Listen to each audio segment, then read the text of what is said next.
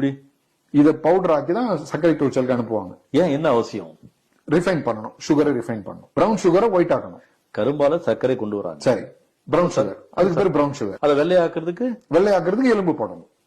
தயாரிக்கக்கூடிய சர்க்கரையில இவங்க பன்றியுடைய எலும்போ, மனிதனுடைய எலும்போ, நாயுடைய எலும்போ எல்லாமே கரைச்சி அதை பவுடர் ஆக்கியா போடுறாங்க. ஆமா, அதுதான் சிஸ்டம், அதான் ப்ராசஸிங்.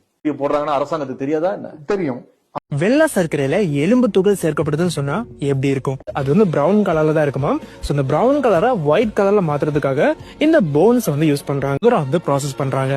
அப்ப சுகரும் வெஜ் கிடையாது. நாம சாப்பிடுற சர்க்கரையில மனிதர்களுடைய எலும்பு துண்டுகளை கலக்குறாங்கிறது உங்கள எத்தனை பேருக்கு தெரியும்?